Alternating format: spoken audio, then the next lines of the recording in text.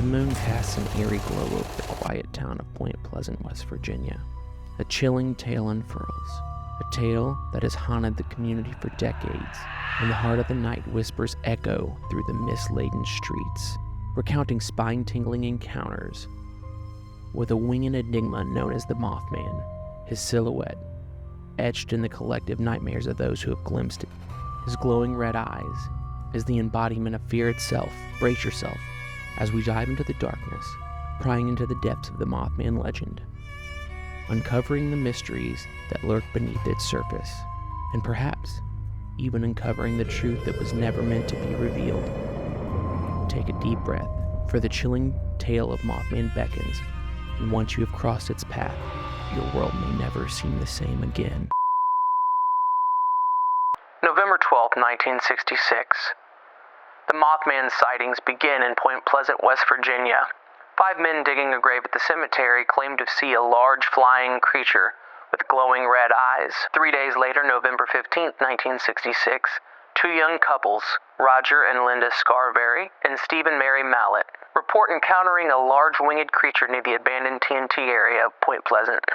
They describe it as a man-sized figure with glowing red eyes. The next day, November 16th of 1966, a press conference is held to discuss the sightings of this creature, leading to widespread media coverage.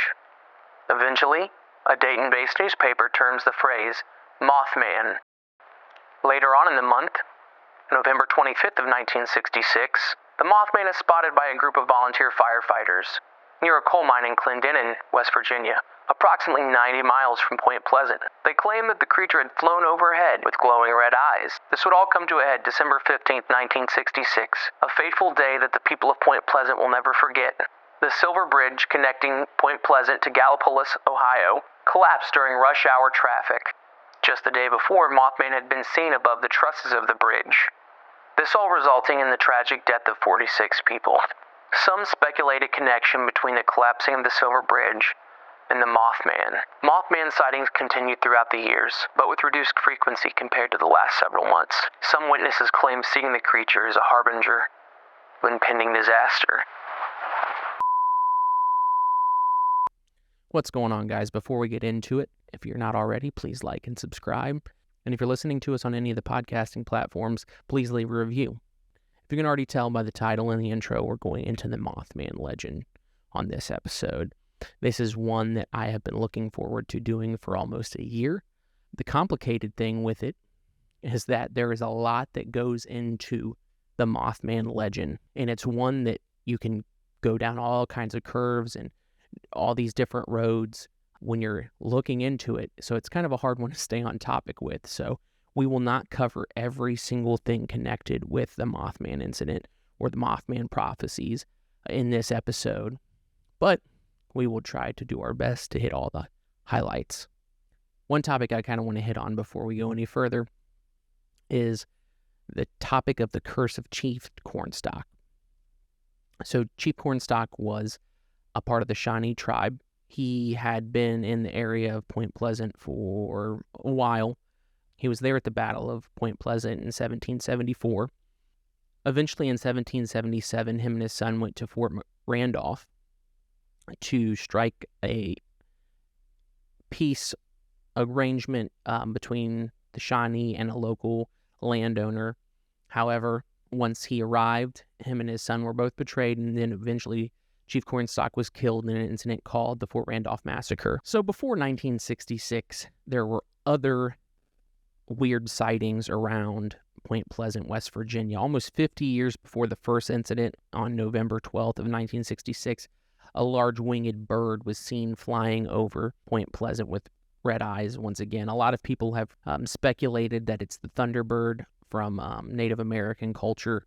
There's not really any word on what it is, but those are when the first reports started happening. So before we get to the events of November 12th and 15th of 1966, I want to go back to November 2nd. On November 2nd, a prominent businessman or a traveling salesman of sewing machines named Woodrow Dernberger, he was traveling home from Parkersburg, West Virginia, along Route 77, or Interstate 77, if you will, to his home in Mineral Wells, West Virginia, when he was confronted by what he describes as a cylindrical craft coming down and a man getting out and speaking with him. We're going to go ahead and listen to a recording of Woodrow Durenberger explaining the events of that night. Well, I am a salesman, and I drive a truck. And last night, shortly after 7 o'clock, I was coming from Marietta, Ohio, coming down Interstate 77. And just before I came to the intersection of Route 47, there was a car past me, overtaking me from behind. And following closely behind this car was this unidentified flying object. And as the car behind passed me, this object was following close behind it, and it swerved directly in front of my truck, turning crosswise. And when it turned crosswise, it slowed down. It started slowing, not abruptly or too fast, but it gave me plenty of time to step on my brakes and slow down with it. But it forced me to come to a complete stop.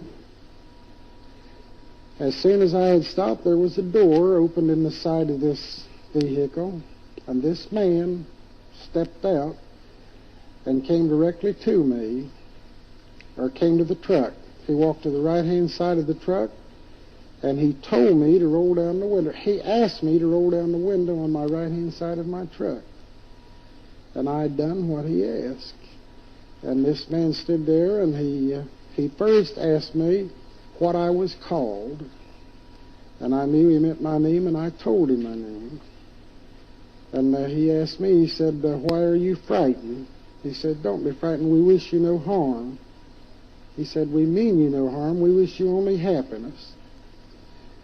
And I told him my name, and when I told him my name, he said he was called Cold. That was the name that he was called by.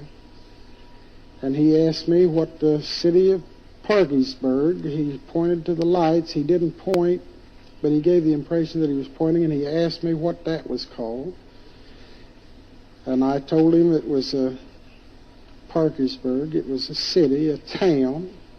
And he asked me if most all the people lived in this city or town. And I explained to him that it was a place of business. It's where we transacted our business. That the people lived in communities, outlying communities, most of the people. And when I told him that this was a city, he said that where his home was, that was called a gathering. And again, he told me not to be frightened, which I was. I was very frightened. And as far as I can understand, this was all mental. There was no spoken words from him. I knew what he was asking me, but yet he stood there and his mouth did not move. He had a smile on his face. He appeared very courteous and friendly. And after I talked with him a while, he told me he would see me. He said, we will see you again, and he left in his vehicle. Now, Mr. Durenberger, I would just like to add that on that same night, there was another woman in Point Pleasant that saw a similar craft who said 2 men had exited and asked her a series of strange questions. This was then reported to the Point Pleasant newspaper, and then an article followed the next day. So this brings us to the events of November 12th, 1966. 5 men, I couldn't find any reports saying what their names were. They were just 5 grave diggers for the local cemetery that were digging a grave at the time and saw a large man-sized or man-shaped creature flying overhead with large wings. They also reported, once again, the same thing we're hearing and seeing over and over again, large red eyes. They were kind of the first to stir up a little bit of kind of a craze for what was going on, but what really got things going was the events of November 15th, 1966. 2 young couples, Roger and Linda Scarsberry and Steve and Mary Mallet, were out driving in Steve's 57 Bel Air, I believe it was, out near the TNT area, also known as the McClinton Wildlife Management Area. As they were approaching the North Power Plant, which is out towards the wildlife area, they noticed in the road a large figure standing there, which they said initially they thought it was a person. As they got closer, they saw the glowing red eyes. They saw that it had a small head just sitting on its shoulders, no neck, with wings tucked behind its back. As they approached it, it scurried away out near the McClinton Wildlife Management Area. As they passed it, they continued to drive. As they were going down the road, they started to notice in the rearview mirror that it was flying right behind them with its large red eyes. They could see him in the rearview mirror flying towards them. It followed them for miles. Steve reportedly had the car at excesses of 100 miles per hour, trying to get away from it. It wasn't until they got back to the city limits that this creature had broken its pursuit. I would like to mention that both of these couples were well known, fairly young. A lot of their friends from school say that they were really trustworthy, and they were very academically and socially active in their years in school. But after they had broken the pursuit of the creature, they then found the sheriff. They went to the local police station or sheriff's department and let them know what they had seen. And they actually believed them enough to go back out there with the couple and look around the area. They went to the North Power Plant. The officers had shined the light up towards the roof. They had saw something with, once again, bright red eyes up on the roof. They went to investigate inside of the power plant and were unable to find anything. But that power plant is also the subject to another part of the mystery of Mothman. On a November evening in 1966, Bob Bosworth and his friend were out riding their motorcycles out in the TNT area when they decided to turn off their headlights and kind of ride by moonlight along the route. It was a curvy road. I guess they thought it was going to be a good time or fun. So they were riding along, and as they passed the North Power Plant, they too saw something up on the roof with red eyes. They couldn't make it out, but it looked like a man. So they went to investigate, and I'm going to now play a clip of Bob explaining what he had witnessed in that instance. I decided to ride that evening, just riding around.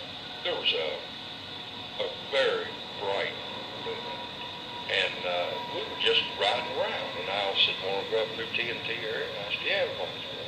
So we're riding out through there, and I remember, you know how guys will mess around. Right. Well, the moon was so bright that just, I guess out of boredom, I'll turn the headlights off on the motorcycle and dodging chuck holes by the moonlight. So we're riding out through there, and I was, look at that. And we stopped, and up on top, on the roof of that old power plant building, it was the 3-story building. Yeah, it was. And up on top, we seen two big, what looked like red eyes, looking at it. We sat there and looked at it. I said, "Let's go out and see who it is." He said, "Yeah." So we went out there. Well, we stopped at right there underneath the building. Maybe like an entranceway. Yeah, we stopped right there, and we looked up. Well, it looked like these eyes were looking down at us. So we decided to go out. Well, the moon was so bright that it was shining through these openings. Well, we could make out an outline of something in that dark. All of a sudden, this, I don't remember whatever I saw. Howard was right beside of me. It very slowly and precisely walked towards us. We heard it walk, and walked right up and just stayed on the dark side of that snake line. Did you notice any red eyes or anything at the time? No, and I thought about that, and I think what it is because there was no light or it was out in the dark to reflect them. And it had a taper to it, like, well, I compare it with a robin. You know, a bird. Right. How when their wings are folded, how their bulbs at the top, and then they come down to a taper. And it had no long neck like a bird, you know, like some of these birds they try to say. Well, it just as though it had a head, a large head sitting on its shoulder. Then it very slowly and precisely turned towards the catwalks. Here's footsteps in the glass right in front of us. And then when it started walking on the catwalk, never a hesitation, kept on walking. Then we heard that sound like wings.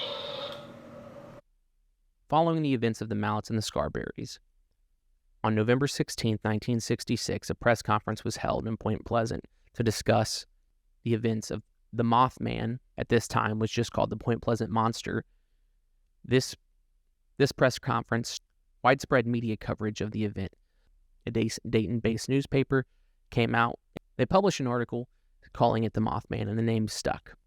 I've never really got that because from a lot of the other descriptions, it's really described as kind of a bird. One man even described it kind of as having a raven's head. So where they get the Mothman from, I don't know. I do remember reading that the journalist that had come up with the name had taken it from a Batman villain. The Batman TV show was pretty popular at that time, as well as the comic book, so I guess he was just a fan of Batman and used it to create some kind of following around what was going on. So also at the press conference, people of Point Pleasant and the local areas were really starting to want to defend themselves. So they were really just looking to find out if they could shoot it and if there was going to be a reward for it. So between the 16th and the 25th, there's several more sightings of Mothman in the area and other kind of Indrid Cold incidents coming about, as we heard from Woodrow Dernberger and others. There was a lot of UFO sightings as well between that time out near the TNT area and kind of in a triangular pattern from Point Pleasant to Parkersburg down to Mineral Wells, even close to Charleston or going towards Charleston. There was some more reports of these strange activities. However, on November 25th of 1966, 2 volunteer firefighters in Clendenin, West Virginia, saw a large winged creature with large red eyes fly overhead of them as they were near a mine shaft.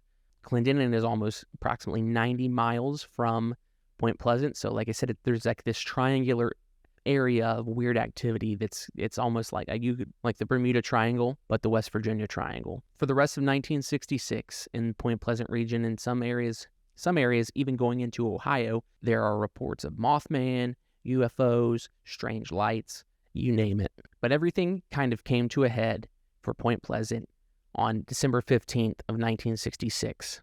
The Silver Bridge US 35 crosses the Ohio River from Point Pleasant to Gallipolis, Ohio, collapsed, resulting in the death of 46 people. A lot of the residents had kind of blamed or attributed to the collapse to Mothman.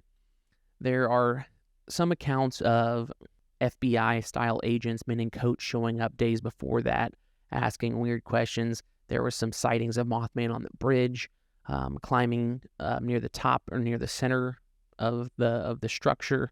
Many believe that Mothman was the cause of what had happened to the Silver Bridge. Now, where a lot of this lore comes from, and the reason why it's still here with us today, is because John Keel. John Keel, in 1966, was a very established journalist. He had written articles for Fate magazine, Playboy, and even the Times. He covered a wide array of topics, including UFOs, cryptozoology, and even paranormal incidents. Keel's involvement with the Mothman case began in 1966 when he arrived in Point Pleasant, West Virginia to report on the strange happenings. He extensively researched and interviewed eyewitnesses, delving into the sightings of the winged creature and the overall atmosphere of unease that gripped the city. Keel's investigation went beyond the surface level of encounters with the Mothman. He explored the connection between the Mothman encounters and other paranormal activity that was happening in the area. During this time, he recalls that he had multiple encounters with a being named Indrid Cold, who was giving him bits of information about things that were to happen. One of those things being a big event on December 15th, which he originally thought something bad was going to happen to a Defense Logistics Agency site, which ended up being the Silver Bridge collapsing. In his book, The Mothman Prophecies, published in 1975, Keel recalls his accounts and his theories and thoughts on the actual events of the Mothman incident. One of his notable thoughts is the idea of an ultra-terrestrial being, i.e., Indrid Cold, who he believed was causing all of the Mothman sightings and the paranormal activity that was happening in the area. He even recalls a time that he drove past the North Power Plant, and for about a quarter-mile stretch of road, he has an uneasy feeling, and he says that he's not an easily scared man. I have to believe that, seeing as he went to West Virginia to find out what was going on with this winged creature. But over that quarter-mile stretch of road, he had an extremely uneasy feeling, and as soon as he passed a certain point, it left him. So he drove back through it, and he noticed that when he drove back through it, he also had the same feeling. While his ideas and theories were met with skepticism, Keel's work sparked widespread interest and influence into the paranormal world and contributed to the public's persistence of the Mothman. Keel's research and writing on the Mothman phenomenon continued to inspire and captivate those intrigued by the mysteries of Point Pleasant. His contribution to the field of cryptozoology and his unique perspective on the Mothman have left a lasting legacy on the realm of the unexplained. Okay, so now that we're going to try to unpack all of that. I know at this point it's still very fact-based, timeline-based, but now I'm going to speak on my personal experience or my experience with the Mothman. John Keel became extremely obsessed with the Mothman case, and I can see why. Just doing the research for this, I've been doing research for this episode for over a year. Like I said, there's so much. It has ghosts, it has aliens, it has cryptids, which for me, this was my first kind of deep dive into cryptids. Before this, I had barely even heard of what a cryptid was. And for those of you that don't know, cryptids are creatures that people haven't, I guess, proven exist yet, is the layman's term for a cryptozoologist or cryptozoology. They're thought to be real. That includes your Sasquatch or Bigfoot, your Loch Ness Monster, many other sea creatures that are out there. The Kraken is one, and of course, Mothman. So when I first started, I got into the paranormal realm because I had experienced what I believe to be a spirit. Getting into it, there's a lot that goes into this realm and what people believe on the topic of the paranormal. There's people that believe in the occult. There's people that believe in only UFOs. Mothman was the first time getting into it. I was studying something that was kind of like, oh, this seems hokey. But the more that I got into it and the more I saw that it had other things connected with it, weird incidences that were connecting with it, really resonated with me, because that's why I started doing this, was to find out if these things were at all connected. John Keel captures that perfectly in his book, The Mothman Prophecies. Through the Mothman encounters, we see that it's not just one of these things. I mean, we heard it in Woodrow Dernberger's interview. This thing got out of the craft and spoke to him telepathically. It's just wild to think that all this was happening in this small triangle around Point Pleasant, West Virginia. Now, through the years, there have been other Mothman sightings before catastrophes. There was some that happened in Spain.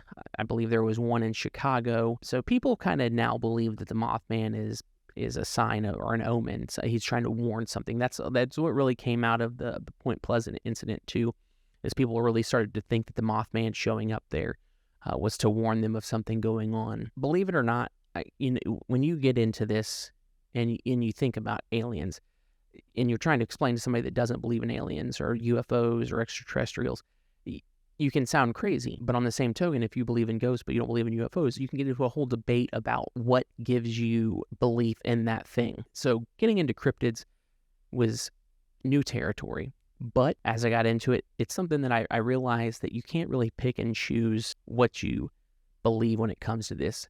You can. I'm not ruling that out. But what I'm saying is, when we're all talking about things that we're trying to prove at the same time, it's kind of hard to discredit somebody on those grounds for me. So at least I'd like to do my own research and see if I can come to a conclusion that points to it not being there. So I have a very small interaction with the town of Point Pleasant, West Virginia. At a time, I was living in North Carolina. I'm originally from Ohio, and when I would drive home, I would take US 35 through there. I never even knew that the name of the town was Point Pleasant. I remember seeing signs, but I never put two and two together that I had driven through there till I started looking at maps of it and seeing the name Gallipolis, Ohio, because that was always a stop where I would stop for gas. But when I would travel, it would always be night already. And I would usually be one of several cars on the road.